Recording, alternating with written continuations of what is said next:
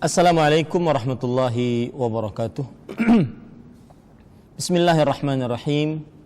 Innal hamdalillah nahmaduhu wa nasta'inuhu wa nastaghfiruh wa na'udzu billahi min shururi anfusina wa sayyiati a'malina.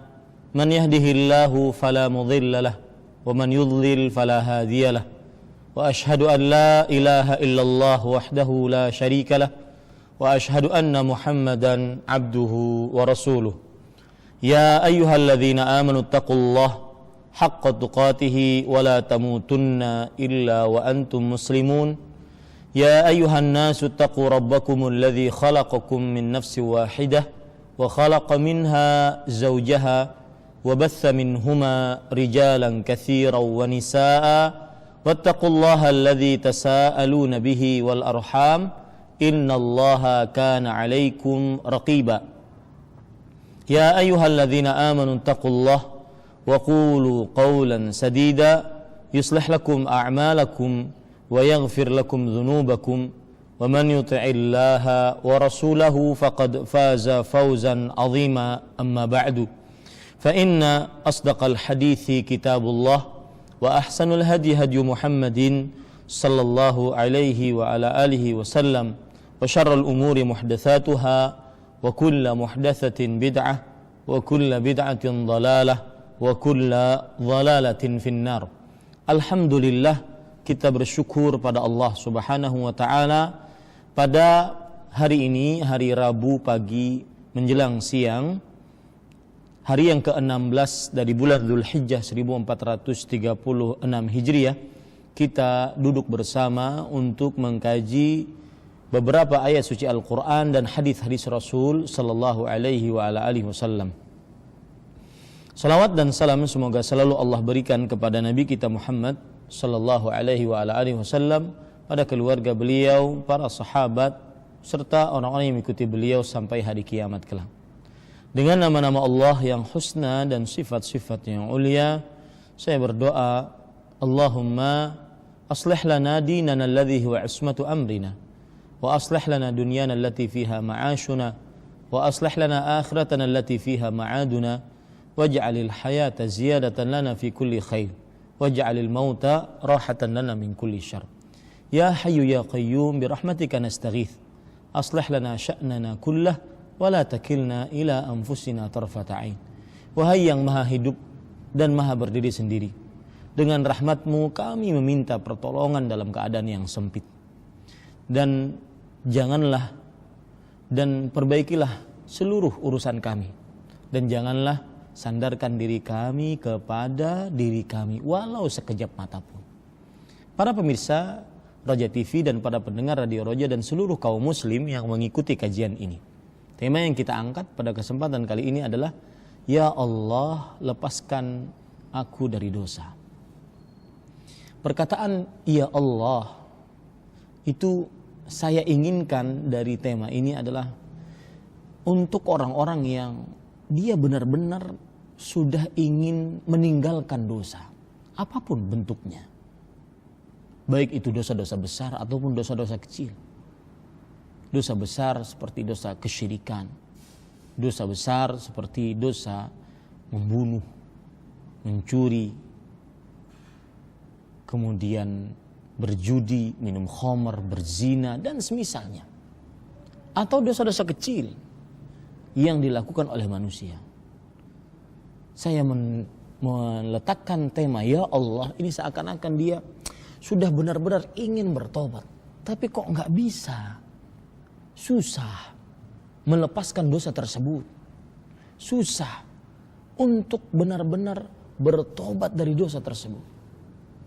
Maka Ya Allah, lepaskanlah aku dari dosa. Dia tahu ini maksiat membahayakan dia dunia akhirat. Dia tahu bahwasanya ini maksiat dimurkai oleh Allah Subhanahu wa taala.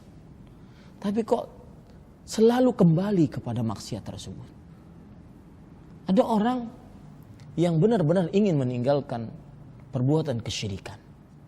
Meninggalkan jimat, meninggalkan percaya kepada dukun, pada orang pintar, meninggalkan sesaji-sesaji, meninggalkan ngalap berkah yang diharamkan dalam agama Islam.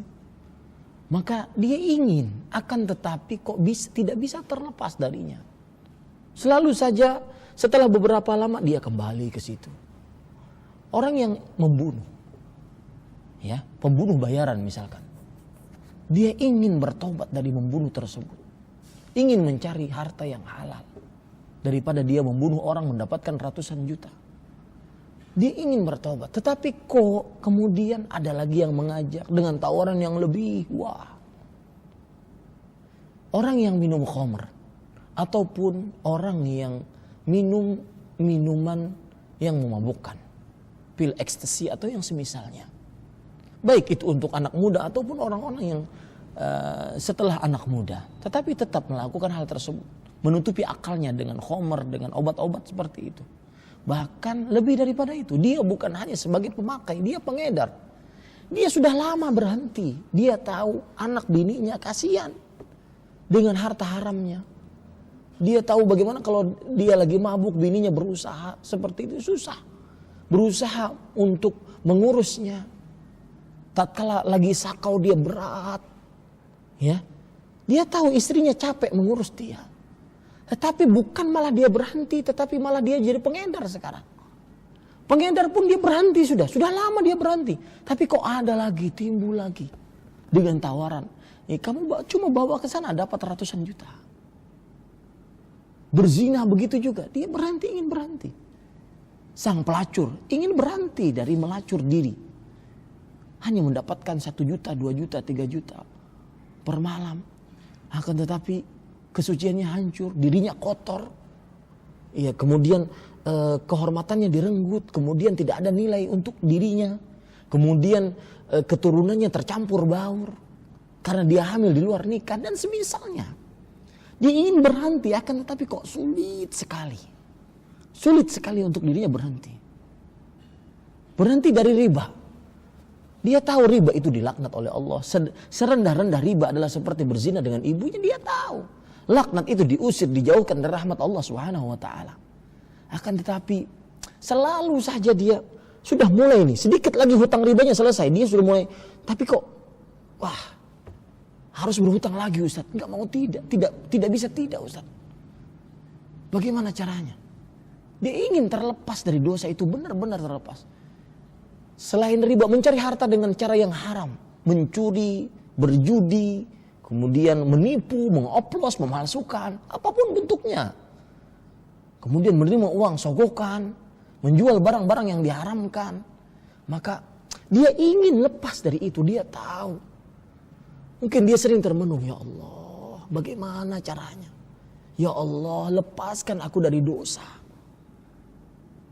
Contoh yang lain misalkan, sebagian orang meremehkan menonton film porno, kemudian melihat gambar-gambar porno, foto-foto wanita dilihat, padahal itu haram untuknya.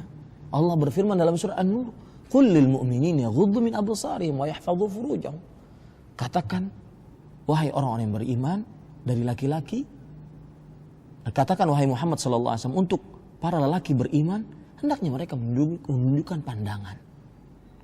Qul lil mu'minat yaghuddna min absarihinna. Katakan wahai Muhammad sallallahu alaihi wasallam kepada wanita-wanita beriman, hendaknya mereka menjaga pandangan mereka. Berat. Orang yang ingin meninggalkan musik yang diharamkan oleh Allah Subhanahu wa taala, diharamkan oleh Rasul sallallahu alaihi wasallam. Dalam hadis riwayat Bukhari, Rasul sallallahu alaihi wasallam bersabda, "Ya la a'lamanna ya'ti aqwamun min ummati yastahilluna al-hira wal harira wal khamra wal ma'azif." Hadis riwayat Bukhari.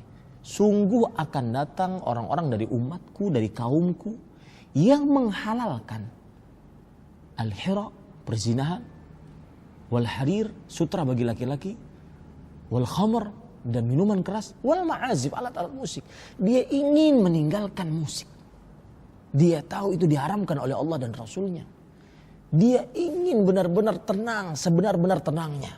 Bukan ketenangan semu dengan musik dan lagu, enggak. Habis itu masih puyeng, masih banyak masalah. Dia ingin lebih memfokuskan dirinya kepada berzikir, tapi kok enggak bisa, susah. Maka Bapak Ibu Saudara-saudari, tema yang kita angkat pada kesempatan kali ini dilihat dari contoh-contoh yang saya sebutkan tadi.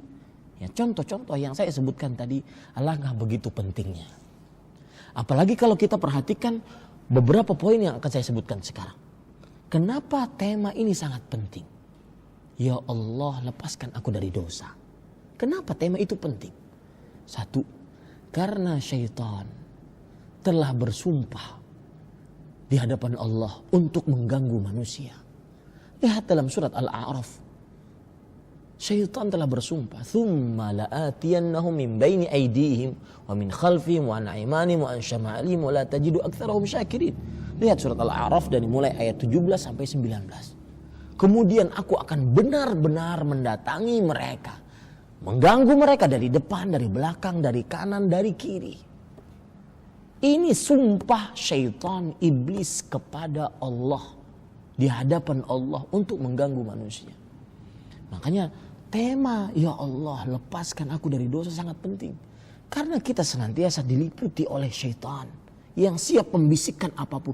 Bahkan tatkala orang sholat, tatkala di hadapan Allah sholat, syaitan membisikkannya dengan cara Allahu Akbar, langsung ngomong, Allahu Akbar, ingat mana itu kunci. Allahu Akbar yang aturan Allah lebih besar, dia malah mengingat. Dia malah di dalam sholatnya mengatur perkara, subhanallah. Itu bukankah tipu daya iblis dan syaitan? Tatkala ibadah diganggu oleh syaitan.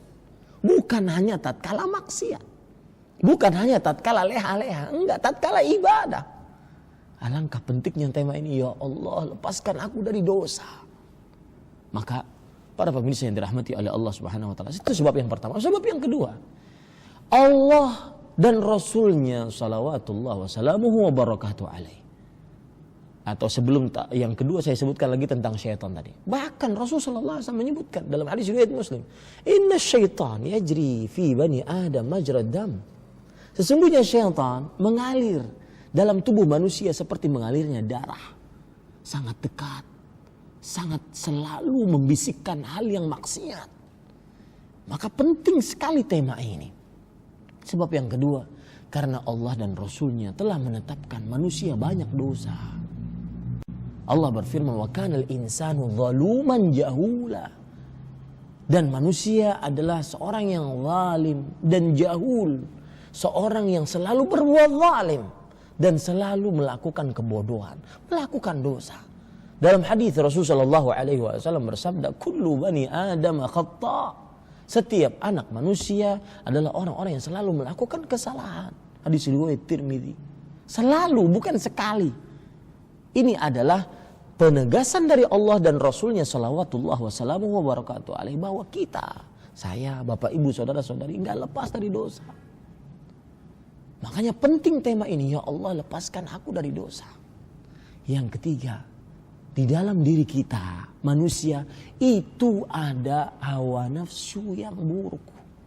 Allah Subhanahu wa taala berfirman di dalam surat Yusuf, "Innan nafsa la'ammaratun bisu." Sesungguhnya diri seseorang, hawa nafsu seseorang memerintahkan kepada hal yang buruk, ya, memerintahkan kepada hal yang buruk. Sebagaimana yang disebutkan oleh Allah Subhanahu wa taala di dalam Al-Qur'an yang saya sebutkan tadi, surat Yusuf ayat 53. Itu sebab yang ketiga. Sebab yang keempat, Bapak Ibu saudara-saudari, lingkungan yang kadang-kadang mendukung kita untuk bermaksiat dan berdosa di hadapan Allah. Lingkungan itu bisa berupa teman, bisa lingkungan masyarakat yang kadang-kadang tidak mendukung seseorang untuk taat kepada Allah Subhanahu wa taala. Dan susah kita untuk mengatur lingkungan. Karena kita tidak bisa mengatur hati-hati manusia. Yang bisa hanya mengatur Allah Subhanahu wa taala. Disinilah pentingnya kita membahas tema, ya Allah lepaskan aku dari dosa. Bahkan untuk tema ini, seorang ulama besar, Imam Ibnu Qayyim al-Jauziyah rahimahullah ta'ala, Di dalam kitab beliau Idatus Sabirin wa Dzakhiratus Syakirin menyebutkan 25 sarana agar bisa terlepas dari dosa. Jadi tema ini sebenarnya menyebutkan sarana-sarana bagaimana kita bisa terlepas dari dosa. Yang kita tidak bisa, tidak harus berdosa. Ya, makanya ada kata-kata ya Allah itu seakan-akan tidak ada yang bisa menolong ini kecuali Allah. Ya, tadi di awal saya berdoa Allahumma ya Hayyu ya Qayyum bi rahmatika nastaghits. Wahai yang maha hidup yang maha berdiri sendiri, dengan rahmatmu kami meminta pertolongan dalam keadaan yang sempit. Keadaan yang sempit maksudnya apa? Dia sudah berusaha semaksimal mungkin untuk lepas dari dosa. Dia sudah berusaha semaksimal mungkin untuk bisa sholat subuh tepat pada waktunya. Dia sudah menyediakan jam. Dia sudah tidur pada waktunya. Dia sudah mengingatkan istrinya dan kawan hidupnya.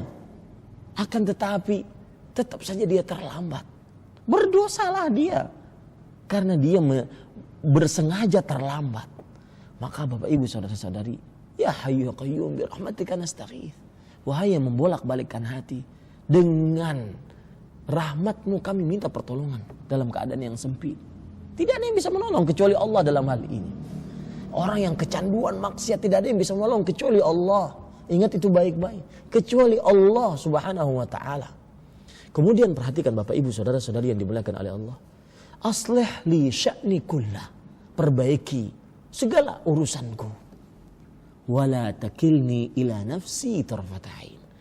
Dan jangan sandarkan diriku kepada diriku walau sekejap mata. Kita nggak bisa melepaskan diri dari maksiat kalau untuk ukuran kekuatan kita sendiri nggak bisa. Harus dengan pertolongan dari Allah. Makanya tema kita, ya Allah lepaskan aku dari dosa. Baik. Sekarang bagaimana cara melepaskan dari dosa? Yang pertama adalah kita harus mengagungkan Allah. Agungkan Allah di dalam diri kita. Makanya Bapak Ibu saudara-saudari, salah satu doa Rasul sallallahu alaihi wasallam adalah, dan bahkan dalam doa-doa beliau banyak sekali pengagungan terhadap Allah. Beliau mengatakan, Allahumma inni abduk wa banu abdik wa banu amatik nasiyati biyadik madin fiya hukmu adlun fiya qadha. Subhanallah, ini pengagungan. Ya Allah, aku hambamu. Dan aku adalah anak laki-laki dari hambamu yang laki-laki. Dan aku adalah anak laki-laki dari hambamu yang perempuan. Bapak kita hamba Allah subhanahu wa ta'ala. Ini bentuk pengagungan Allah. Anda ingin lepas dari dosa, agungkan Allah di dalam diri. Makanya Allah subhanahu wa ta'ala berfirman di dalam surat Az-Zumar ayat 67. Sebab kenapa orang musyrik mensyirikkan Allah?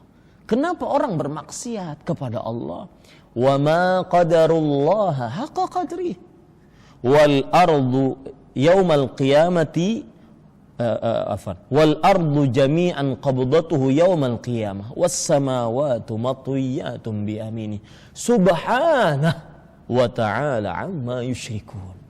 Mereka tidak mengagungkan Allah dengan semestinya, dengan sebenar-benar pengagungan.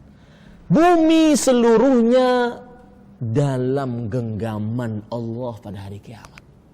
Di sini terdapat pelajaran menarik. Kalau ada yang bertanya, Ustadz, oke, saya ingin mengagungkan Allah, tapi caranya gimana? Maka perhatikan alam semesta. Resapkan di dalam diri kita, itu semua ciptaan Allah. Gunung sebesar itu, setinggi itu, adalah ciptaan Allah yang maha agung. Maka kita tidak ada apa-apanya dibandingkan ciptaan-ciptaan tersebut. Allah subhanahu wa ta'ala berfirman, La khalqus samawati wal ardi akbaru min khalqin nas. Walakinna aktsaran nasi la ya'lamun. Surat Ghafir ayat 57. Sungguh penciptaan langit dan bumi lebih besar dibandingkan penciptaan manusia. Akan tetapi kebanyakan manusia tidak mengenalnya. Maka agungkan Allah dengan melihat keagungan-keagungan ciptaan-ciptaan Allah yang agung. Langit dengan segala macam antariksa yang ada padanya. Bumi dengan segala macam tatanan yang ada di dalamnya. Dari mulai lautan, daratan, udara.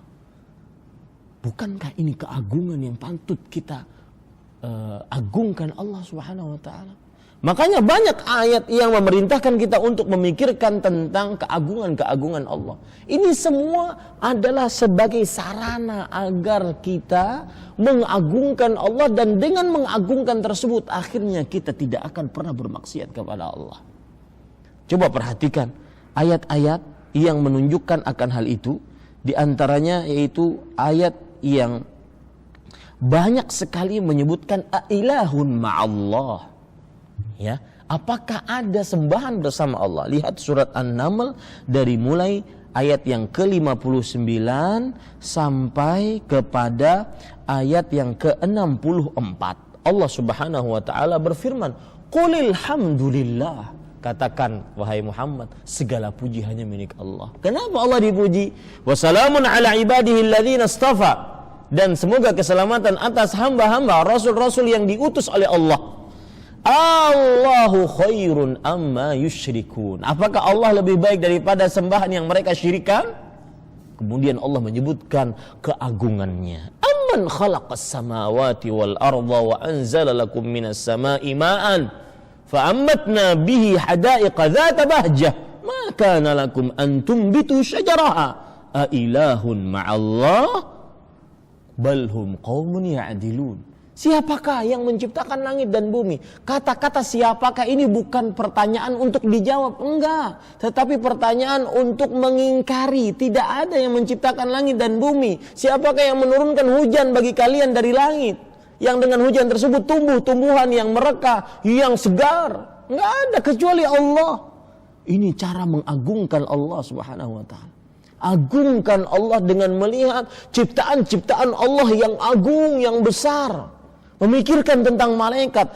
Baina syahmati udhunaihi wa atiqihi, antara daun telinga malaikat dengan pundak malaikat itu ya seperti 70.000 perjalanan. Burung berjalan dari Banjarmasin selama 70.000 tahun. Itu sampai kemana? Itulah besarnya daun telinga, antara daun telinga dengan pundaknya malaikat. Sebesar itu. Maka selama kita mengagungkan Allah, kita tidak akan pernah untuk bermaksiat kepada Allah Subhanahu wa taala.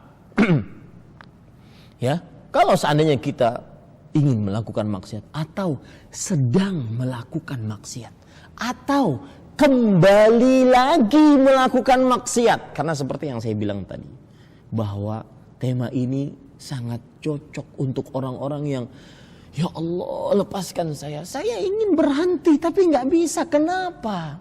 Kadang-kadang dia gusar sendiri. Kenapa nggak bisa ya Allah? Maka agungkan Allah. Coba perhatikan Bapak Ibu dalam surat Nuh ayat 13 sampai 14. Malakum la tarjuna lillahi waqara wa qad khalaqakum atwara. Kenapa kalian tidak mengagungkan Allah? Allah yang telah menciptakan kalian bertahap-tahap, dari mulai tercampurnya sel mani dengan sel telur, kemudian menjadi satu kesatuan, kemudian setelah itu menjadi 40 hari setelahnya menjadi seonggok darah, sekumpulan darah, 40 setelahnya menjadi sepotong daging, 40 setelahnya kemudian ditiupkan ruh, kemudian berkembang terus seperti itu. Bukankah ini menunjukkan kita harus mengagungkan Allah? Maka orang yang terdapat pengagungan di dalam dirinya terhadap Allah, maka dia insya Allah lepas dari dosa. Agungkan Allah. Saya pernah suatu ketika diceritakan orang di sebuah tempat siskamling main judi. Orang-orang yang lagi jaga malam main judi. Kemudian ada orang yang lewat. Kemudian yang lewat itu mengingatkan, "Hei fulan, itu di dinding ya, di dinding siskamling itu ada foto ulama besar."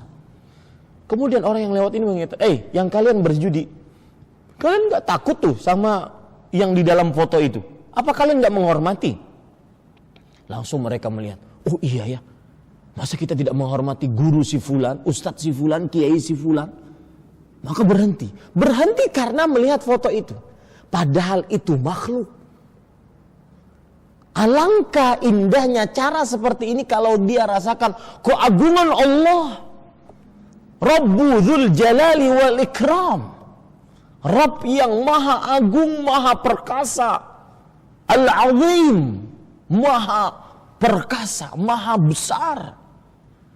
Ya, agungkan Allah. Maka saya katakan, azimillah fi nafsik. Agungkan Allah dalam dirimu.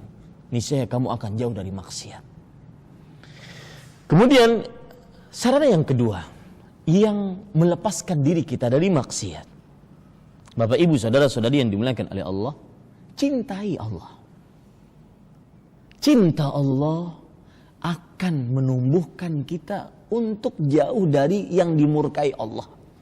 Ada pepatah Arab mengatakan, ta'sil ilaha wa anta tudhiru hubbahu hadza la'amri fil qiyasi syani'u law kana hubbuka sadiqan la ata'tahu innal muhibba liman yuhibbu muti'u. Artinya, kamu bermaksiat kepada Allah padahal kamu mengaku cinta kepadanya. Ini demi Allah adalah sebuah analogika yang buruk. Ngaku cinta tapi malah bermaksiat. Ngaku cinta tapi malah menyimpang dari jalannya. Sesungguhnya kalau seandainya kecintaanmu benar-benar, niscaya kamu akan taati dia. Orang yang mencintai kepada zat yang dia cintai sangatlah taat.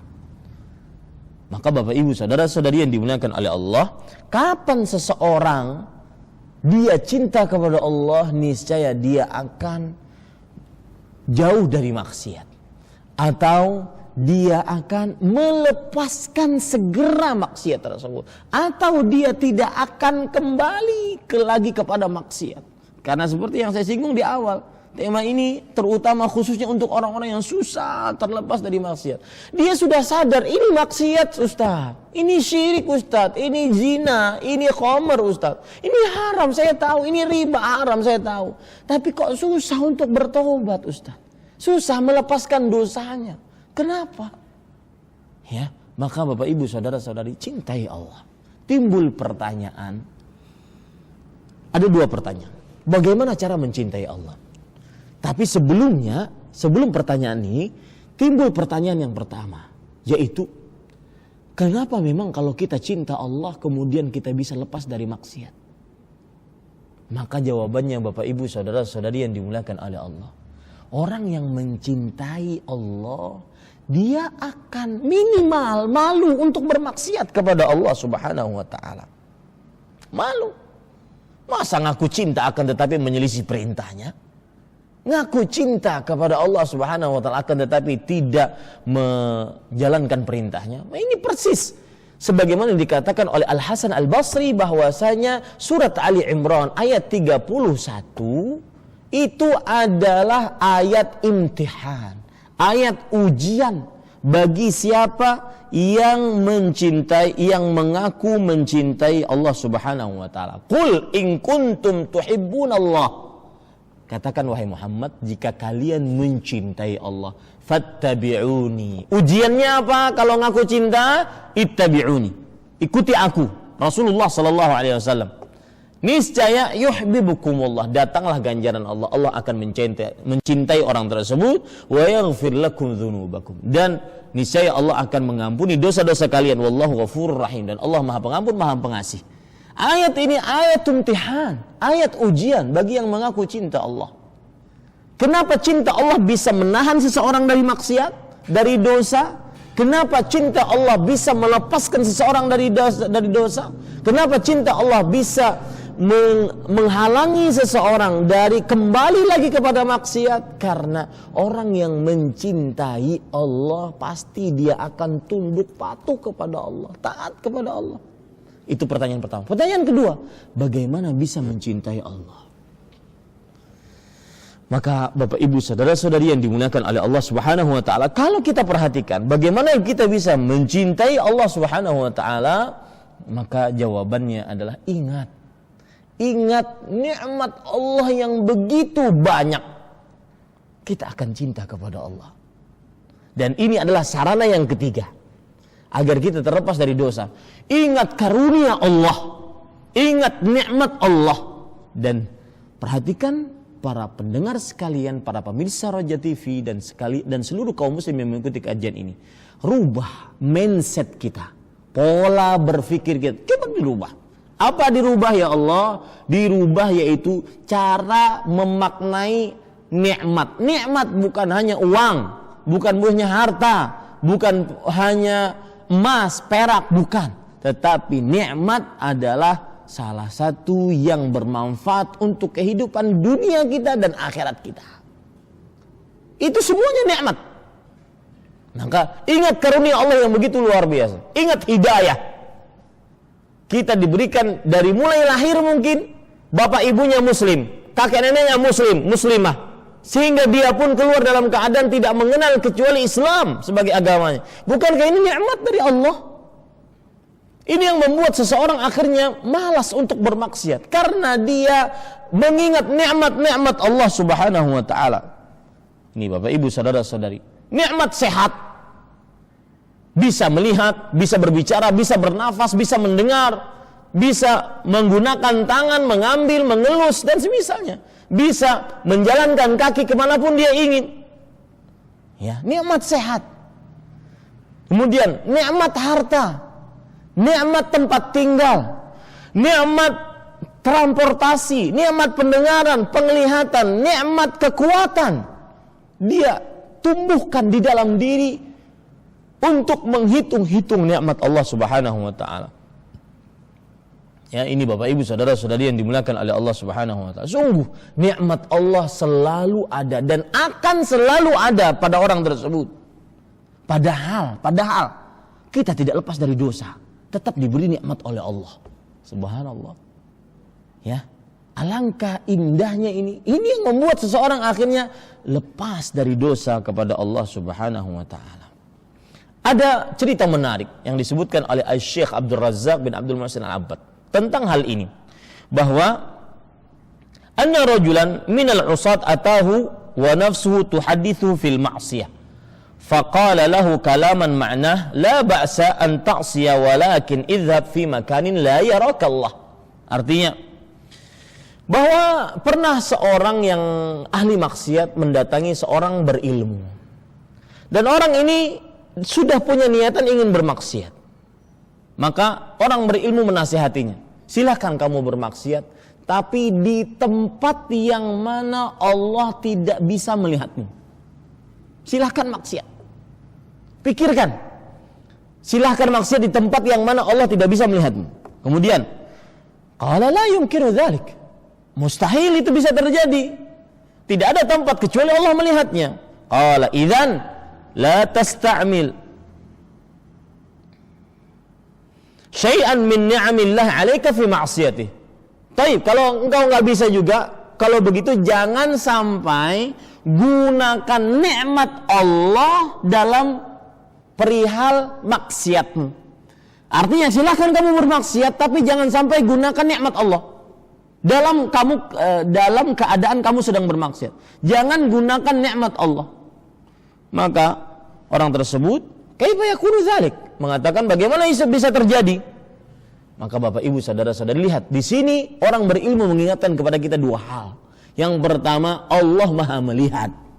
Yang kedua, bahwa nikmat Allah Subhanahu wa taala ternyata sangat luas. Jadi, kalau seandainya seseorang ingin mencintai Allah, maka ingat nikmat-nikmat Allah, dan itu yang akan menahan kita untuk bermaksiat. Mengingat nikmat Allah Subhanahu wa taala. Masa nikmat ini Allah kasih gratis, nafas Allah kasih gratis, masa kita gunakan untuk maksiat?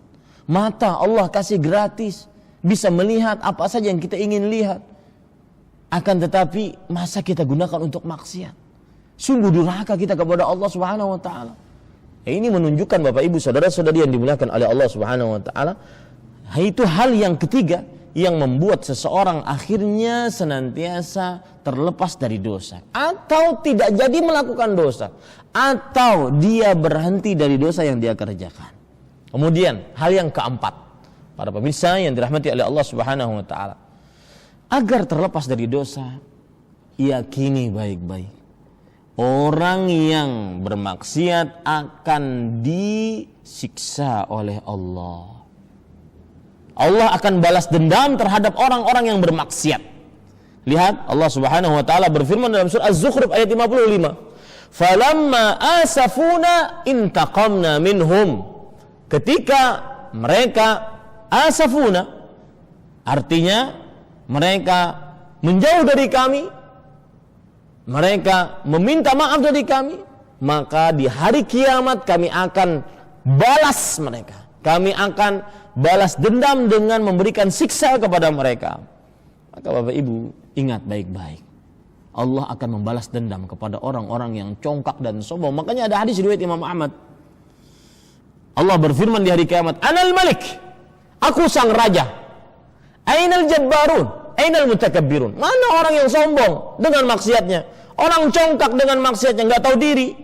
Mana? Ini akan dimintai, Allah akan balas dendam kepada orang-orang tersebut. Maka kalau kita ingin bermaksiat, ingat, balas dendam Allah Subhanahu wa taala di hari kiamat. Lihat lagi Allah Subhanahu wa taala berfirman tentang orang-orang yang bermaksiat di dunia dan diberikan nikmat oleh Allah Subhanahu wa taala di dunia. Numatti'uhum qalilan thumma nattarruhum ila adzabin ghalidh. Kami berikan nikmat bagi dia sedikit di dunia. Kemudian kami paksa mereka kepada siksa yang berat. Ghalidh, azabun ghalidh.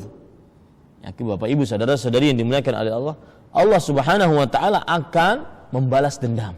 Dan ini membuat seseorang akhirnya lepas dari dosa, atau berhenti dari dosa, atau tidak jadi melakukan dosa. Ya, ingat senantiasa apabila diri kita ingin bermaksiat, Allah akan balas dendam ini. Allah akan balas dendam atas apa yang dilakukan oleh seorang hamba tersebut dari dosa, baik itu meninggalkan ketaatan ataupun melanggar hal yang diharamkan oleh Allah Subhanahu wa taala. Maka sekali lagi yang keempat, kapan Anda ingin maksiat? Syirik, bid'ah, dosa-dosa besar, membunuh, minum khamar, berjudi, riba, ya, menipu, atau apapun, atau dosa-dosa kecil, maka ingat murka Allah. Ingat siksa Allah Subhanahu wa taala yang sangat pedih. Kemudian Bapak Ibu saudara-saudari yang dimuliakan oleh Allah Subhanahu wa taala,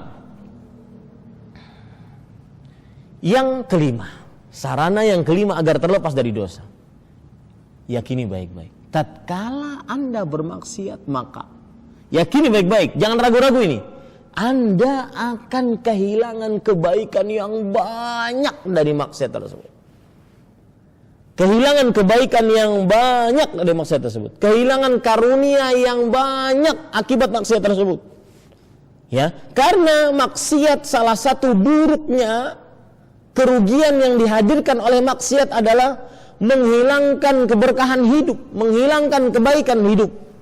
Coba perhatikan Bapak Ibu saudara-saudari yang dimuliakan oleh Allah Subhanahu wa taala. Kehilangan seseorang akibat maksiat, sesuatu yang hilang dari dirinya yang paling agung adalah iman.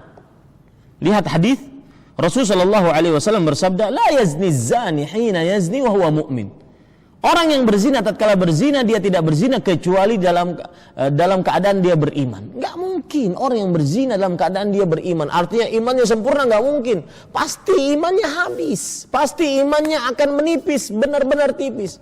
Bahkan disebutkan dalam beberapa riwayat bahwa imannya tersebut dicabut dari kepalanya. Dan tidak akan kembali kecuali dia setelah dia melepaskan dari perbuatan zinanya, baru kembali lagi imannya. Ini keburukan. Maka tatkala orang ingin berhenti dari maksiat, tatkala orang ingin berhenti dari dosa, maka ingat bahwasanya dia kehilangan kebaikan yang banyak sekali akibat maksiat yang dilakukan. Mungkin hanya sesaat dia berzina, na'udzubillah, dia sesaat berzina, merasakan kelezatan seperti itu. Akan tetapi ruginya dunia akhirat, merasa kotornya dunia akhirat. dan kehilangan kebaikan sebagaimana yang kita sebut sekarang, dunia akhirat. Ya. Ini Bapak Ibu saudara-saudari. Wala yasriqu as-sariqu hina yasriqu wa huwa mu'min. Tidaklah seorang yang mencuri tatkala dia mencuri dalam keadaan beriman. Enggak, imannya tipis sekali. Wala yashrabul khamra hina yashrabuha wa huwa mu'min. Maka tidaklah orang yang minum khamar tatkala dia minum dalam keadaan dia beriman, tidak. Artinya imannya sangat tipis, sangat menurun. Maka Bapak Ibu saudara-saudari yang dimuliakan oleh Allah Subhanahu wa taala, alangkah tatkala orang bermaksiat dia kehilangan ini, kehilangan kebaikan, kehilangan keimanan yang sempurna. Ini Bapak Ibu saudara-saudari yang dimuliakan oleh Allah Subhanahu wa taala. Cukup, saya katakan cukup, orang yang bermaksiat dia kehilangan kebaikan, dan kebaikan yang paling patut dia merasa rugi atasnya ketika kehilangan adalah kehilangan nama keimanan, kehilangan keimanan yang sempurna di dalam dirinya. Ini adalah sebuah perkara yang semestinya seorang muslim benar-benar memperhatikannya. Kalau saya bermaksiat berarti saya kurang imannya. Ini kehilangan yang sangat luar biasa. Belum lagi Bapak Ibu saudara-saudari, Allah Subhanahu wa taala surah An-Nahl ayat 97 telah menjanjikan, siapa yang beriman, beramal saleh, maka dia akan mendapatkan kehidupan yang baik dan sungguh akan diberikan kehidupan yang baik. Man 'amila salihan min dzakarin aw untha wa huwa mu'min falanuhyiyannahu hayatan thayyibah. Barang siapa yang beriman dan beramal saleh dalam keadaan dia barang siapa yang beriman dan beramal saleh dari laki-laki dan perempuan dalam keadaan mereka beriman, maka sungguh kami akan benar-benar berikan kepadanya kehidupan yang baik. Wala najziyannahum ahsanal ladzi kanu ya'malu ajrahum bi ahsani ma kanu ya'malun. Dan sungguh kami akan benar-benar memberikan ganjaran pahala lebih baik dari apa yang telah mereka amalkan. Itu yang dibaca dari ayat ini, surah An-Nahl ayat 97. Sedangkan pemahaman dari ayat ini, barang siapa yang tidak beriman dan beramal buruk, beramal talih, maka kehidupannya pasti buruk. Ya, kehidupannya pasti buruk. Yang berpaling dari jalan Allah, maka kehidupannya pasti buruk. Sebagaimana yang kita sudah sebutkan, bahwasanya yakini baik-baik, tatkala Anda dosa, maksiat, meninggalkan kewajiban atau melanggar hal yang diharamkan, maka pasti mendatangkan keburukan, kehilangan kebaikan. Ya, coba perhatikan Allah Subhanahu wa taala berfirman tentang orang yang berpaling dari jalan Allah dalam surah Thaha ayat 124. Wa man a'rada 'an dzikri fa inna lahu ma'isyatan dhanka wa nahsyuruhu yaumal qiyamati a'ma. Barang siapa yang berpaling dari mengingatku, maka sesungguhnya dia akan mendapatkan kehidupan yang sempit, dan di hari kiamat kami akan kumpulkan dia dalam keadaan buta. Lihat, kerugian dunia akhirat, kehilangan kebaikan dunia akhirat bagi orang yang bermaksiat. Ya, ini Bapak Ibu saudara-saudari yang dimuliakan oleh Allah. Jadi tidak mudah seseorang kembali lagi kepada maksiat, seseorang tidak melepaskan dosa, tidak mudah. Taib, Bapak Ibu saudara-saudari yang dimuliakan oleh Allah Subhanahu wa taala. Makanya saya ingatkan kepada diri saya pribadi, kepada para pendengar sekalian, para pemirsa dan seluruh kaum muslim yang mengikuti kajian ini, kalau di dalam hati kita ingin bermaksiat, maka ingat baik-baik, tanamkan dalam diri kita, pasti akan ada kebaikan yang dicabut oleh Allah dari kita. Tatkala dirimu berniat untuk bermaksiat, maka tanamkan, pasti Allah akan mencabut kebaikan dari kita. Niscaya kita tidak akan pernah bermaksiat. Kemudian Bapak Ibu saudara-saudari yang dimuliakan oleh Allah Subhanahu wa taala, termasuk hal yang bisa menyebabkan seseorang untuk terlepas dari maksiat adalah bahwa dia harus memaksa dirinya, harus berusaha untuk tetap jalan di jalan Allah Subhanahu wa taala, dan harus dia melecehkan syaitan, iblis, jin dan seluruh yang mengganggu dia dari jalan Allah. Jadi intinya yang keenam ini adalah dia harus berusaha untuk jauh dari maksiat kepada Allah Subhanahu wa taala. Berusaha memaksa dirinya untuk tetap tegar. Tatkala dirinya ingin melakukan kesyirikan, enggak, saya hanya minta kepada Allah. Apapun kesulitan saya, bagaimanapun permasalahan yang saya hadapi, enggak, saya akan minta hanya kepada Allah. Paksa diri. Ya, Allah berfirman, "Walladzina jahadu fina lanahdiyannahum subulana." Orang-orang yang berjuang, berusaha di jalan kami, sungguh kami akan benar-benar berikan petunjuk kepada jalan-jalan kami. Wa innallaha lama'al muhsinin. Dan sesungguhnya Allah bersama orang-orang yang berbuat ihsan. Surat Al-Ankabut ayat 69. Ini menunjukkan Bapak Ibu saudara-saudari harus usaha. Ya. Seorang manusia yang kebiasaannya masturbasi, onani. Ya. Dia berzina dengan tangannya, dia berzina dengan dindingnya, dia berzina dengan hal-hal yang membuat dia masturbasi, onani. Ini biasanya kepada orang-orang yang menikah, yang belum menikah, yang tidak mampu untuk menjaga syahwatnya. Akhirnya dia onani, mengerjakan perbuatan yang buruk tersebut. Maka Bapak Ibu yang dirahmati oleh Allah, itu adalah penyakit, kata Ibnu Utsaimin. Penyakit hati. Maka apabila ada orang yang dihinggapi penyakit ini, dia harus berusaha untuk lepas darinya. Jangan sampai biarkan dirinya sendirian di dalam kamar. Kalau ada perasaan seperti itu, dia harus keluar, berusaha meskipun ngantuk, harus berusaha ngobrol dengan kawan, bergaul dengan orang-orang saleh, ya, agar dia tidak mengulangi perbuatan itu lagi. Harus usaha. Nah, ini Bapak Ibu saudara-saudari yang dimuliakan oleh Allah Subhanahu wa taala. Dan harus dia untuk berusaha menjauhi syaitan. Ya, menjauhi syaitan. Jangan sampai dia mendekati syaitan dalam perihal seperti itu. Kemudian Bapak Ibu saudara-saudari yang dimuliakan oleh Allah Subhanahu wa taala. Hal yang ketujuh yang membuat seseorang terlepas dari dosa atau berhenti dari dosa atau tidak jadi melakukan dosa. Ya, kalau tidak jadi berarti asalnya dia belum berdosa, tapi sudah ada punya niat. Oh, enggak jadi sarananya ini. Atau dia berhenti dari dosa. Dia sedang melakukan maksiat, maka dia berhenti. Atau dia tidak kembali lagi dari dosa. Dia sudah lama berhenti, tapi ingin lagi. Maka lihat sarana ini. Sarana yang ketujuh yaitu seseorang senantiasa mengingat bahwa apabila dia meninggalkan sesuatu karena Allah, maka Allah akan gantikan yang lebih baik darinya. Dalam hadis riwayat Imam Ahmad, "Innaka lan tad'a syai'an ittiqa'an lillah illa abdalakallahu khairan min." Sesungguhnya tidaklah engkau tinggalkan sesuatu karena Allah, melainkan Allah Subhanahu wa taala akan menggantikan untukmu yang lebih baik darinya. Subhanallah.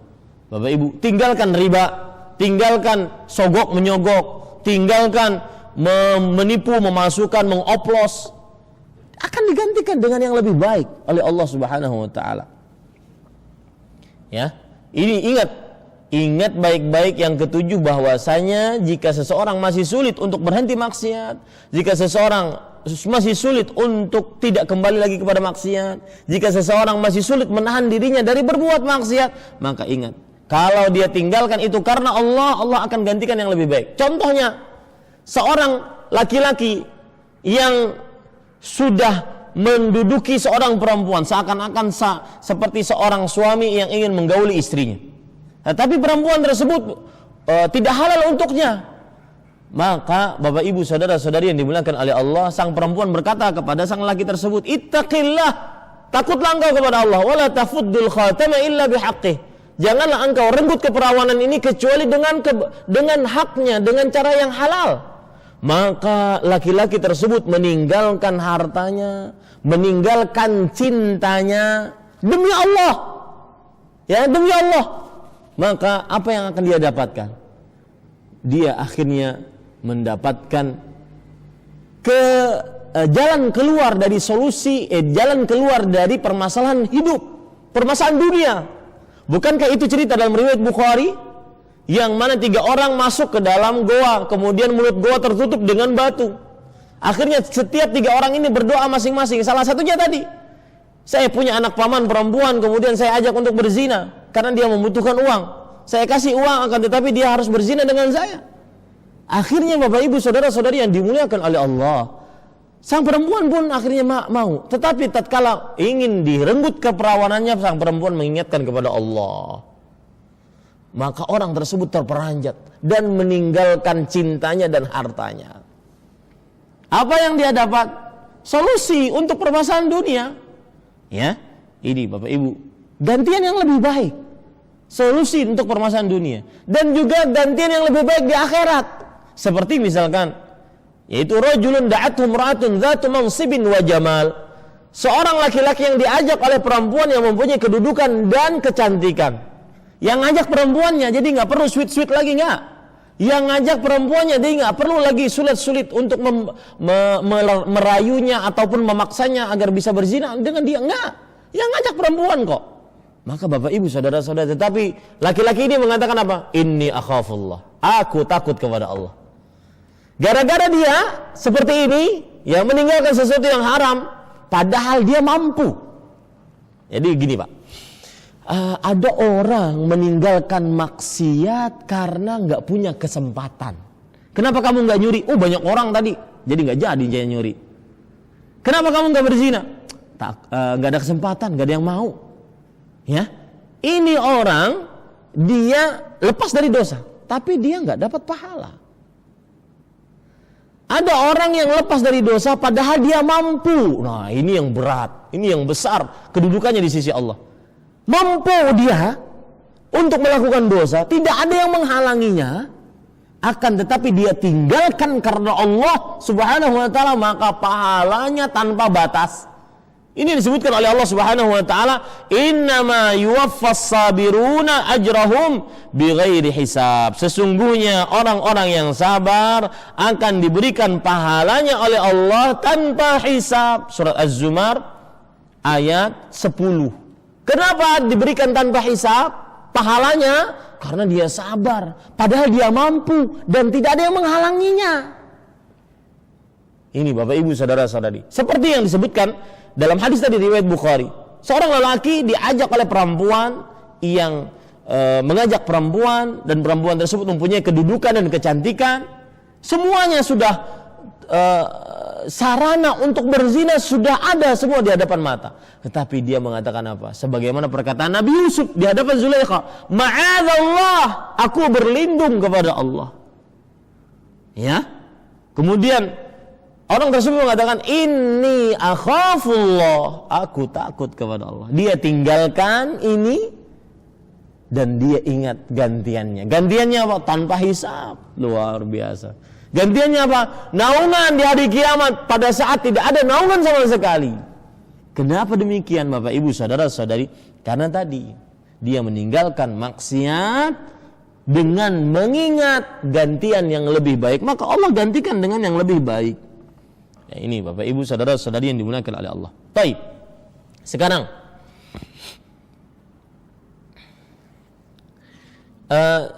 sarana yang ke-8 agar kita meninggalkan maksiat. Allah Subhanahu wa taala berfirman di dalam surat Al-Baqarah ayat 153. Innallaha ma'as sabirin. Sesungguhnya Allah bersama orang-orang yang sabar. Dalam surat An-Nahl ayat 128 Allah berfirman, Innallaha ma'al ladzina taqaw wal ladzina hum muhsinun. Sesungguhnya Allah bersama orang-orang yang bertakwa dan orang-orang yang berbuat ihsan. Salah satu cara agar terlepas dari maksiat adalah meyakini bahwa kalau seseorang tidak jadi melakukan maksiat atau berhenti dari maksiatnya atau tidak mengulangi lagi maksiat tersebut, maka yakini baik-baik dia akan mendapatkan ma'iyatullahil khassah, kebersamaan bersama Allah dengan kebersamaan yang khusus, privasi, VIP, menjadi orang yang very important person di sisi Allah Subhanahu wa taala. Ya, dan tidak mudah mendapatkan kebersamaan Allah. Kalau ada orang bertanya, Ustadz, kenapa memang kalau seandainya menjadi VIP di hadapan Allah, menjadi very important person di hadapan Allah, apa fungsinya, apa faedahnya? Maka jawabannya Bapak Ibu saudara-saudari, dia akan mendapatkan kebahagiaan dunia akhirat. Para ulama mengatakan, ma'iyatullahil khassah, kebersamaan Allah yang khusus kepada seorang hamba itu mencakup beberapa hal. Yang pertama, pertolongan. Ya. Pertolongan, at-ta'yid, an-nasr, pertolongan. Yang kedua yaitu pembelaan, at-ta'yid. Yang ketiga yaitu penahanan dari mara bahaya. Ini orang kalau bersama dengan Allah, kita tahu dalam ilmu akidah kebersamaan Allah terhadap makhluknya itu ada dua. Ma'iyatullahil khassah wa ma'iyatullahil ammah. Kebersamaan Allah yang umum itu seperti seorang kafir dan dia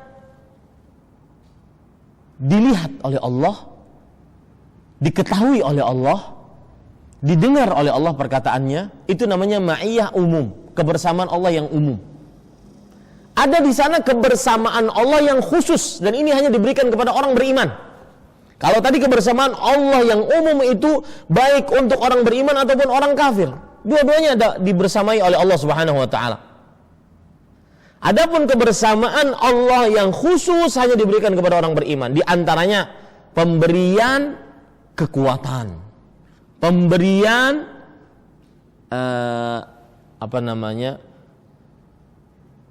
pemberian pertolongan. Yang ketiga yaitu penahanan dari Allah Subhanahu wa taala untuk mendapatkan keburukan, ditahan oleh Allah. Nah, ini yang disebut dengan al-ma'iyah al-khassah, perumpamaan yang khusus.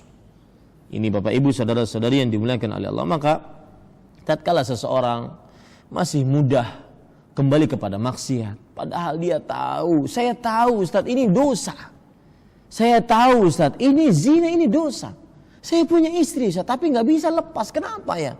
Maka ya, tanamkan di dalam diri, Anda ingin dapat ma'iyah khassah enggak?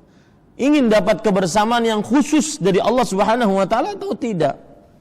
Ini Bapak Ibu saudara-saudari yang dimuliakan oleh Allah Subhanahu wa taala. Kemudian yang ke-9, Bapak Ibu saudara-saudari, agar terlepas dari dosa, tidak jadi melakukan dosa atau melepaskan dari dosa atau tidak kembali lagi kepada dosa, maka ingat kematian. Ingat kematian. Karena dengan kematian tersebut, ketika kita mengingat, kita akan mempersiapkan kehidupan setelah kematian. Allah berfirman dalam surat Luqman ayat 34. Dan ini Bapak Ibu saudara-saudari yang dimuliakan oleh Allah, seseorang kadang-kadang tidak menyadari, kita tidak tahu kapan kita mati. Pagi hari sehat walafiat, jam 10 mati. Subhanallah. Surat Luqman ayat 34, Allah berfirman, "Ma tadri nafsun madza taksibu ghadan, wa ma tadri nafsun bi ayyi ardhin tamut."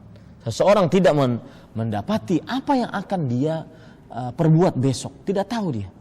Dan seseorang tidak tahu di manakah dia akan meninggal. Dan Bapak Ibu saudara-saudari, semua ajal sudah tertulis dalam kitab Lauhul Mahfuz. Tidak akan pernah terlambat, tidak akan pernah terlalu cepat. Dalam surat Ar-Ra'd ayat 38 Allah Subhanahu wa taala berfirman, "Likulli ajalin kitabun." Setiap batas waktu sudah tertulis dalam kitab Lauhul Mahfuz.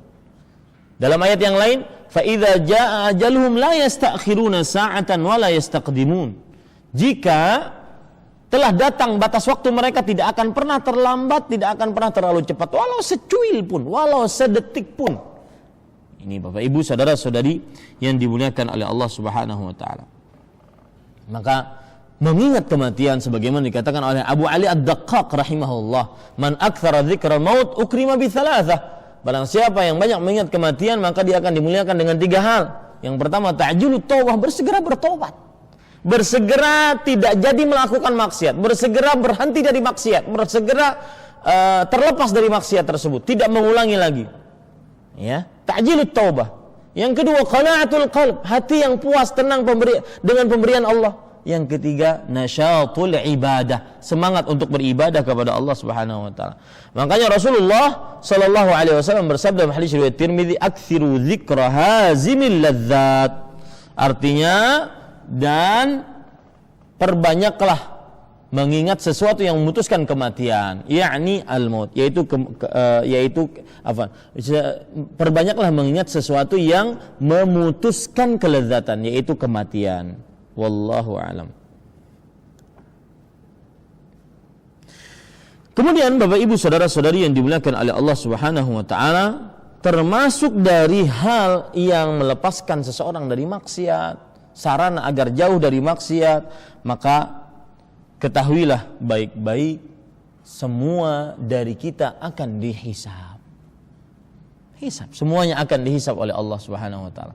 Besar, kecil, semuanya akan tertulis dalam kitab buku catatan amal kita. Wa wudi'al kitab, sebagaimana disebutkan dalam surah Al-Kahfi, dan diletakkan di kitab buku catatan amal. Fataral mujrimin mushfiqina mimma fihi wa yaquluna ya wailatana ma li hadzal kitab la yughadiru saghiratan wala kabiratan illa ahsaha. Dan orang-orang yang banyak dosa akan melihat, dia takut kepada buku catatannya amal tersebut. Dia mengatakan bahwasanya, kenapa buku ini tidak ada yang besar dan kecil kecuali sudah tertulis semuanya. Maka ketika kita ingat buku catatan amal, ya, ketika kita ingat bahwasanya semua akan diminta pertanggungjawaban, maka pada saat itu kita harus ingat bahwa kita akhirnya berhenti dari maksiat tersebut. Ya, kita akhirnya berhenti dari maksiat tersebut. Ini Bapak Ibu saudara-saudari yang dimuliakan oleh Allah Subhanahu wa taala. Lihat, Allah Subhanahu wa taala berfirman di dalam ayat-ayat yang menyebutkan tentang hisab.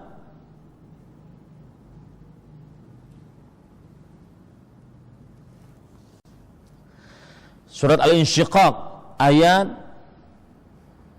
8. Fasawfa yuhasabu hisaban yasira. Maka sungguh kami akan hisab mereka dengan hisab yang mudah. Ya, dengan hisab yang mudah. Maka Bapak Ibu semuanya akan dihisab. Semua dari kita akan dihisab. Maka yang seperti ini membuat diri kita akhirnya tidak jadi melakukan maksiat atau berhenti dari maksiat. Atau Bapak Ibu saudara-saudari, seseorang terlepas atau tidak lagi melakukan maksiat tersebut.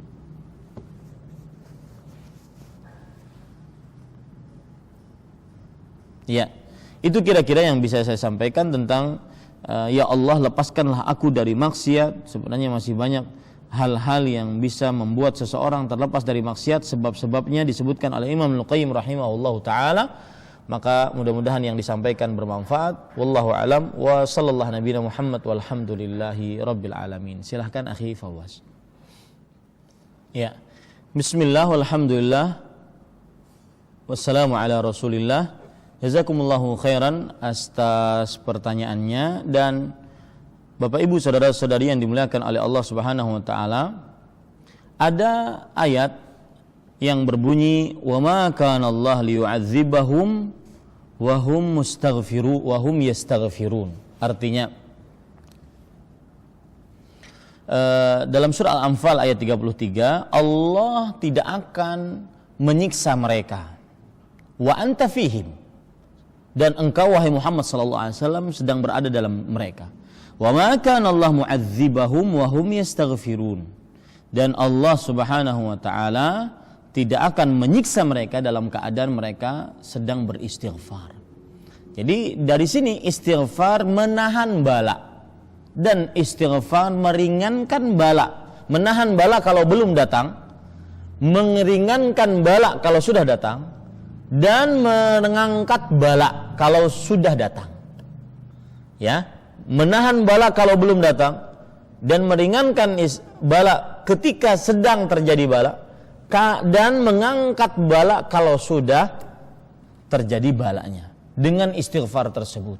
Maka perbanyaklah istighfar, ya Bapak Ibu saudara-saudari. Al Hasan Al Basri rahimahullahu taala pernah ditanya oleh seseorang tentang sempit rezeki, maka beliau mengatakan beristighfar.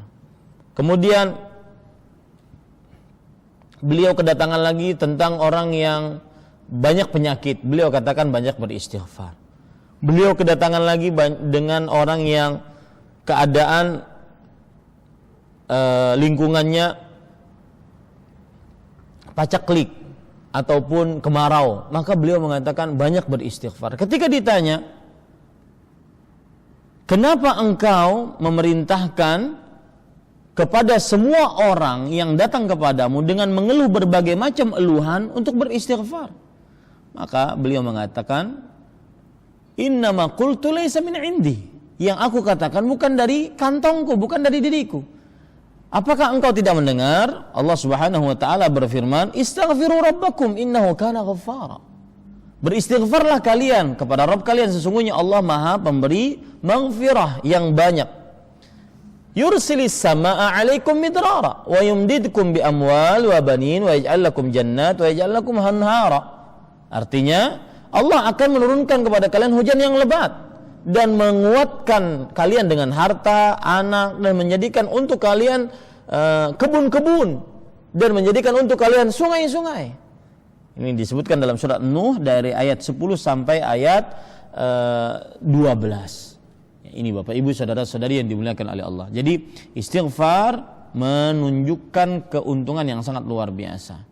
Baik itu mengangkat bala ataupun meringankan bala atau menahan bala. Wallahu a'lam.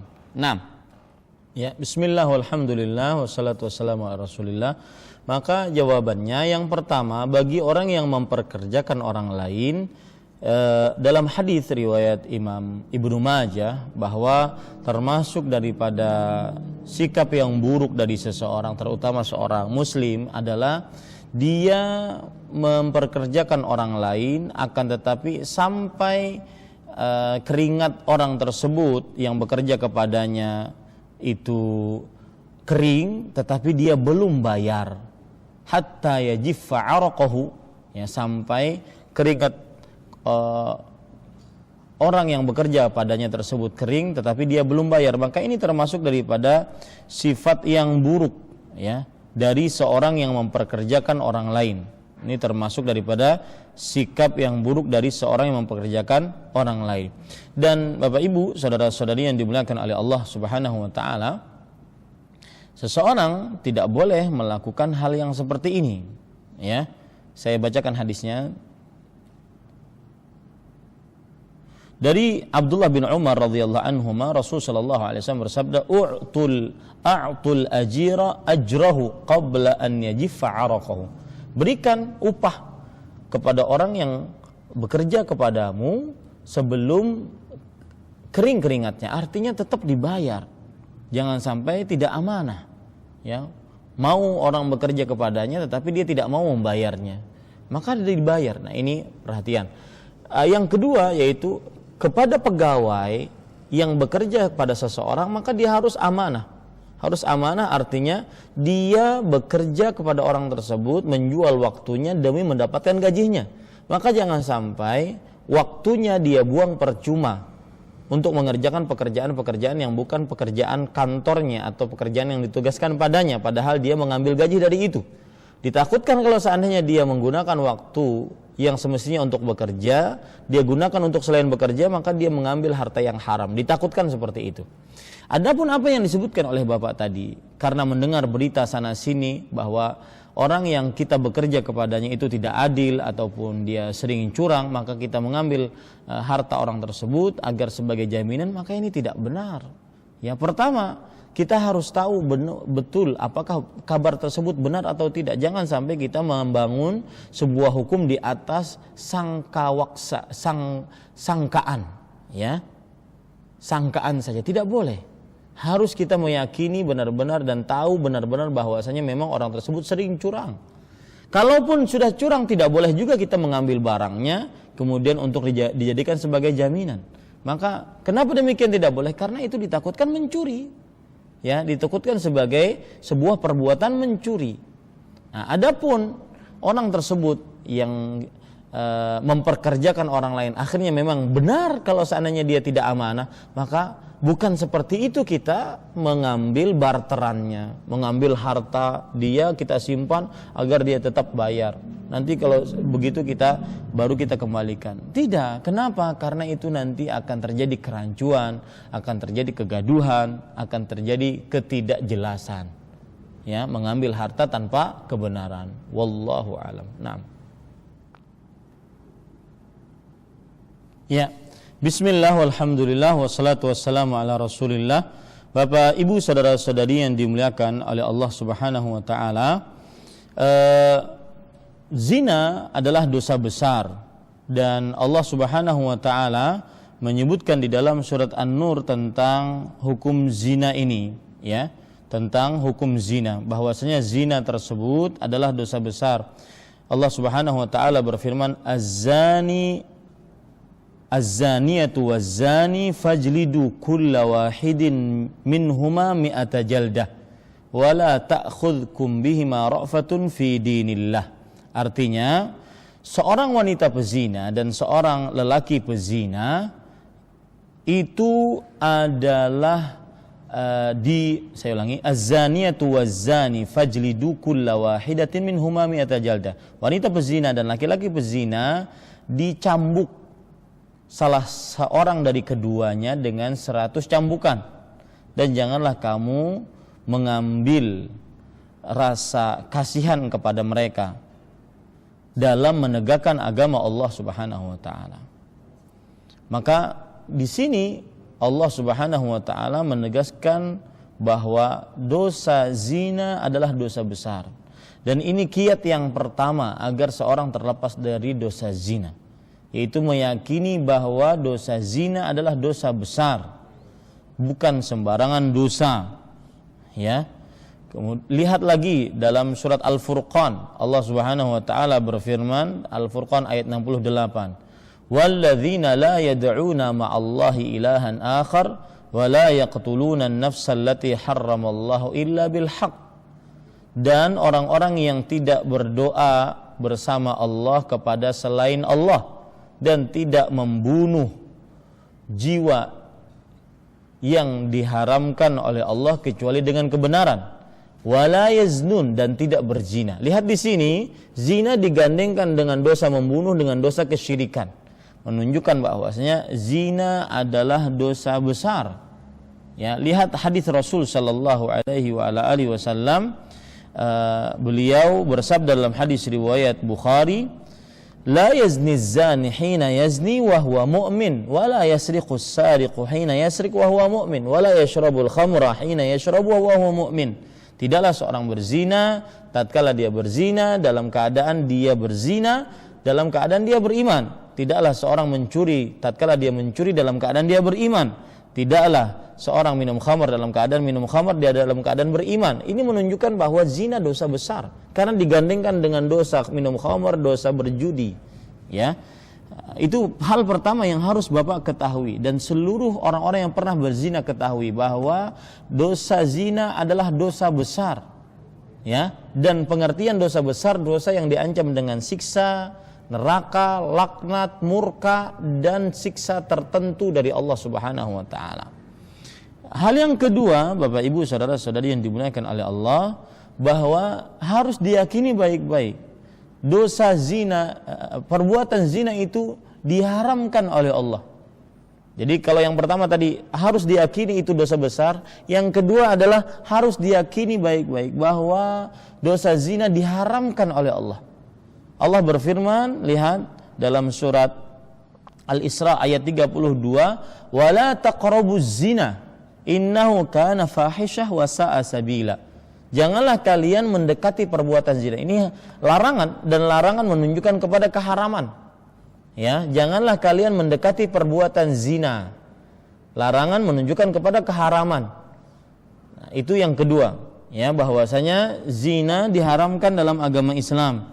Maka jangan sampai kita melakukan perbuatan zina tersebut. Kemudian, hal yang ketiga, dan ini penting agar seseorang terlepas dari perbuatan zina, ketahui baik-baik bahwa zina apabila dilakukan mendatangkan keburukan di dunia dan akhirat. Ya, ini Bapak Ibu saudara-saudari, zina apabila dilakukan mendatangkan keburukan di dunia dan akhirat. Keburukan dunia yang pertama, karena Allah berfirman tadi dalam surah Al-Isra ayat 32, "Wasa'a sabila." Ya, dia adalah jalan yang buruk. Pasti zina pasti mendatangkan keburukan di dunia dan di akhirat. Yang pertama, keburukan zina di dunia. Yang pertama, seseorang akan tidak tenang ketika berzina. Tidak tenang dengan istrinya. Ya, tidak tenang terhadap istrinya. Itu dua hal. Tidak tenang dengan istrinya, ketika berhadapan dengan istrinya dia menyembunyikan rahasia. Atau tidak tenang terhadap istrinya, ketika dia keluar rumah jangan-jangan istrinya dizinain orang. Tidak tenang dengan istrinya dan tidak tenang terhadap istrinya. Dua hal itu. Tidak tenang dengan anak perempuannya dan tidak tenang dengan terhadap anak perempuannya. Makanya ada seorang pemuda dalam hadis riwayat Bukhari, ketika ingin berzina, dia berkata kepada Rasul SAW ingin berzina. Maka kata Rasul SAW, maukah kamu dilakukan seperti itu kepada ibumu, kepada bibimu, kepada adikmu, kepada anak perempuan, maukah kamu? Maka tidak tenang. Ini keburukan di dunia. Ya, tidak tenang kepada istrinya atau terhadap istrinya. Ini Bapak Ibu. Yang kedua, keburukan di dunia, orang yang berzina itu seperti orang munafik. Yahsabuna kulla sayhatin alaihimul adu. Ya, dia mengira setiap yang berteriak itu adalah berteriak untuknya. Ya, dia tidak akan nyaman hidupnya. Setiap yang berteriak dia mengira dia berteriak untuk dirinya. Tidak akan nyaman dia. Kemudian yang keempat, keburukan di dunia, yaitu keturunannya terputus gara-gara zina. Seorang suami, seorang istri, kemudian sang istri berzina, hamil dari perzinahan. Maka sang suami harus mengakui ini adalah anaknya, karena sang suami yang memiliki ranjang. Padahal dia itu bukan anaknya. Mewarisi harta suaminya padahal bukan anaknya. Berkumpul dengan anak-anak perempuannya padahal bukan anaknya. Kalau anak tersebut laki-laki, harus diakui sebagai anak, subhanallah. Terputus keturunannya. Ya, atau seorang perempuan yang belum menikah berzina, kemudian dia hamil mengeluarkan anak, akhirnya tidak punya bapak, terputus keturunannya. Maka ini keburukan di dunia. Ya, buruk di dunia Bapak Ibu saudara-saudari yang dimuliakan oleh Allah Subhanahu wa taala. Kemudian keburukan di akhirat. Apa itu? Imannya habis. Imannya terputus. Atau bukan terputus. Imannya tipis sekali. Ya. Lihat dalam sebuah hadis yang diriwayatkan oleh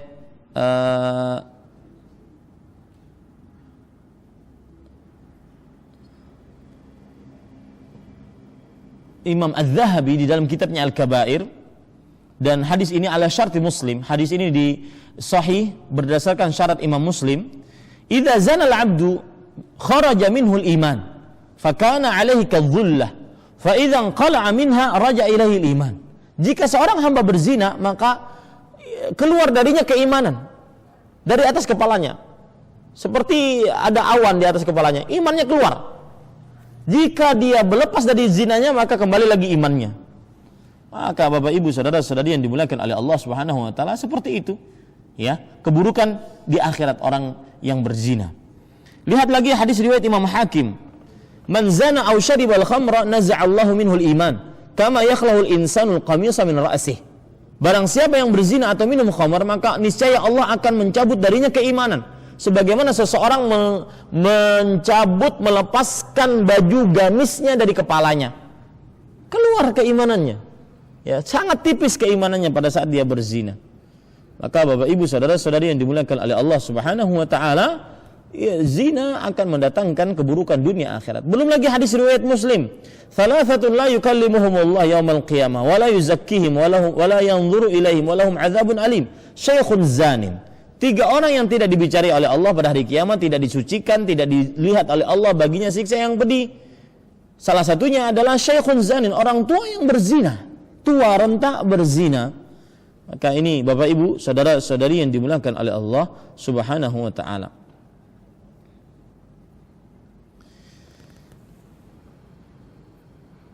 Ya, yang jelas zina buruk dunia akhirat. Maka ingat 3 itu, Pak. Ya, bahwasanya seorang yang berzina akan mendapatkan keburukan dunia dan akhirat, maka dia akan benar-benar terlepas dari perbuatan zina tersebut. Wallahu a'lam. Naam. Ya, bismillah walhamdulillah wassalatu wassalamu ala Rasulillah. Bapak Ibu saudara-saudari yang dimuliakan oleh Allah, para ulama rahimahullah ketika membicarakan tentang taubat, maka mereka membicarakan tentang syarat-syarat taubat. Syarat taubat yang nasuh, yang benar-benar taubat adalah pertama ikhlas karena Allah. Tidak ada tendensi apa-apa dari taubatnya tersebut. Benar-benar murni, tulus, ikhlas karena Allah Subhanahu wa taala. Syarat yang kedua yaitu dia beristighfar, menyesal atas apa yang pernah dia lakukan dari dosa tersebut, beristighfar kepada Allah. Yang ketiga yaitu dia memutuskan dosa tersebut. Memutuskan benar-benar putus, tidak setengah-setengah. Misalkan kalau ada orang berzina 5 kali per bulan, maka dia harus benar-benar putus. Ustaz, saya ingin bertobat, tapi saya nggak bisa ninggalin zina. Boleh nggak urutan-urutan dulu? Sekali nanti saya tinggalin, sisa 4, tinggalin lagi sisa 3, tinggalin lagi sisa 2, tinggalin baru nanti benar-benar ditinggalkan. Enggak, harus putus, benar-benar putus dari dosa tersebut. Berhenti dari dosa itu, terlepas dari dosa tersebut. Yang keempat syaratnya adalah yaitu tidak bertekad untuk tidak mengulangi perbuatan dosa tersebut. Ini syarat taubat yang dengan sebenar-benar taubat. Yang kelima, Bapak Ibu saudara-saudari yang dimuliakan oleh Allah, adalah bahwa orang yang bertobat apabila urusannya dengan makhluk Allah, dengan hamba Allah, maka pada saat itu dia harus minta halal. Dalam hadis riwayat Bukhari, Rasulullah sallallahu alaihi wasallam bersabda, "Man kanat lahu madlamatun li akhihi fi syai'in min irdin aw syai'in falyatahallal minhu al-yawm." Barang siapa yang mempunyai kezaliman terhadap saudaranya dalam sebuah perkara harga diri ataupun apapun, maka minta halal hari ini. Qabla an la yakuna dinarun wala dirham, sebelum tidak ada emas dan perak. Ini menunjukkan syarat taubat yang kelima, apabila berhubungan dengan orang lain, pernah berurusan mengambil hak orang lain, menggugurkan martabat orang lain, menyakiti orang lain, maka minta halal kepadanya. Itu yang disebut dengan sebenar-benar taubat. Ya, adapun urusan dia meninggalkan kewajiban, melanggar larangan Allah, maka itu urusan dia dengan Allah Subhanahu wa taala. Dia bertaubat dan Allah Maha Pengampun. Ya, maka Bapak Ibu saudara-saudari yang dimuliakan oleh Allah, pada saat itu urusan dia dengan Allah, para ulama mengatakan huququllah mabniyatun 'alal musamahah. Hak Allah dibangun di atas sifat memaafkan, sifat mengampuni. Akan tetapi apabila ada hubungan hak antar sesama manusia, maka para ulama mengatakan huququl adamiyyin mabniyatun 'alal musyahah. Artinya hak antar sesama manusia itu dibangun di atas saling meminta, tarik menarik. Mana kamu harus bayar sama saya? Di hari kiamat nggak bisa bayar dengan emas, perak, uang, nggak bisa, tapi bayar dengan pahala. Kalau nggak punya pahala, nih ambil dosa saya. Seperti itu nanti di hari kiamat, maka harus minta halal. Cuma, dan juga perhatian dalam perkara taubat ini, dua kekeliruan orang dalam perkara taubat. Yang pertama, kalau orang sudah bertobat, dia lupa dosa-dosanya dulu, merasa dirinya telah diampuni dosanya. Ini salah, keliru. Ya, dia berharap dan cemas, berharap agar diampuni dosanya, dan cemas jangan sampai tidak diampuni dosanya, jangan sampai taubatnya tidak diterima. Ini sebagian orang ada kadang-kadang dulunya ahli maksiat, ahli kesyirikan, ahli zina, ahli khamar, kemudian dia mengenal sunnah, mengenal Islam, tujuan hidupnya sekarang akhirat. Akhirnya dia ujub. Ya, mulai tumbuh sedikit jenggotnya, celana di atas 2 mata kaki, sering ikut pengajian, akhirnya ujub, lupa dosa-dosanya dulu. Siapa yang bisa menjamin dosanya dulu diampuni oleh Allah atau tidak? Terus saja dia berharap dan cemas. Ini salah, kesalahan sebagian orang kadang-kadang dalam bertobat. Merasa kalau seandainya sudah bertobat pasti diampuni dosanya. Siapa yang bisa menjamin diampuni dosanya? Tidak ada. Kita cuma berusaha agar dan berharap agar Allah mengampuni dosa kita. Kesalahan yang kedua dalam perkara orang bertaubat adalah yaitu bahwa Bapak Ibu saudara-saudari yang dimuliakan oleh Allah Subhanahu wa taala, bahwa orang kalau bertaubat kadang-kadang dia merasa kalau sudah bertobat pasti dapat kehidupan yang langsung baik. Enggak juga. Betul, orang bertobat diampuni dosanya, orang beriman dan beramal saleh diberikan kehidupan yang baik. Tetapi di situ perlu proses, enggak seperti membalik telapak tangan. Dulunya ahli maksiat, pernah orang bertanya kepada saya, ini hakiki. Habis pengajian ibu-ibu nanya, "Ustadz, saya dulunya itu orang yang minum khamar, kecanduan, di klub malam. Kemudian saya bertobat sekarang, Ustaz. Saya ikut pengajian, saya panitia pengajian, saya berjilbab lebar. Tetapi kenapa ya rezeki kami seret, Ustaz? Bukankah kami telah bertobat?" Ya, wahai saudaraku muslim, iya Anda telah bertobat, akan tetapi syaratnya rezeki mungkin ini ujian dari Allah agar kita benar-benar taubat, enggak. Liyabluwakum ayyukum ahsanu amala. Ya. Allah Subhanahu wa taala berfirman, am hasibtum an tadkhulul jannata walamma ya'lamillahu alladhina jahadu minkum wa ya'lamas sabirin. Apakah kalian mengira bahwasanya kalian akan masuk surga, kemudian Allah tidak mengetahui bagaimana siapa yang sabar, siapa yang benar-benar beramal saleh? Enggak. Di dalam surat Al-Ankabut Allah Subhanahu wa taala berfirman bahwa orang-orang yang mengucapkan Rabb kami adalah Allah dan beriman, jangan mengira bahwasanya dia dibiarkan mengucapkan seperti itu dan belum diuji oleh Allah Subhanahu wa taala. Tidak, ada ujian dari Allah Subhanahu wa taala. Ya, ada ujian. Ada orang seorang begal datang kepada saya, pembunuh bayaran di rumah saya. Ya, beliau mengatakan, "Ustaz, saya dulunya begal, pembunuh bayaran. Padahal waktu itu saya lagi berduaan di ruang tamu. Ini kalau macam-macam bahaya juga ini." Kemudian beliau mengatakan, kemudian setelah itu beliau menangis. "Tapi Ustaz, saya sudah berhenti, saya sudah bertobat. Tapi apakah sesulit itu jalan taubat? Artinya saya berhenti dari mengais rezeki dengan cara yang haram. Saya berhenti. Akan tetapi, ya, ternyata setelah saya mengais rezeki dengan cara yang halal, saya malah sekarang susah hidupnya. Hutang, terlilit hutang di mana-mana." Maka beginikah coba? Kenapa Allah tidak adil? Maka saya katakan, jangan katakan seperti itu, Pak. Akan tetapi mungkin ini proses dari taubat kita. Proses Allah Subhanahu wa taala menghapuskan dosa-dosa kita. Yang dulunya kita membunuh orang demi dapat 100 juta, 200 juta. Ini mungkin prosesnya. Lihat surat Al-Ankabut, ahasiban nas an yutraku an yaqulu amanna wa hum la yuftanun. Apakah manusia mengira mereka dibiarkan mengucapkan kami telah beriman dan mereka tidak diuji? Wala qad fatanna alladzina min qablihim. Sungguh orang-orang sebelum mereka telah diuji. Fala ya'lamanna Allahu alladzina sadaqu wa la ya'lamanna al-kadzibin. Dengan ujian tersebut Allah mengetahui siapa yang jujur dalam imannya dan siapa yang dusta. Nah, ini dua kesalahan orang bertobat. Yang pertama, dia lupa dosanya dulu, mengira bahwasanya pasti diampuni. Betul, Allah mengampuni dosa orang yang benar-benar bertobat. Tetapi kita belum bisa memastikan, karena itu hak prerogatif Allah. Dan sifat seperti ini membuat kita tidak ujub.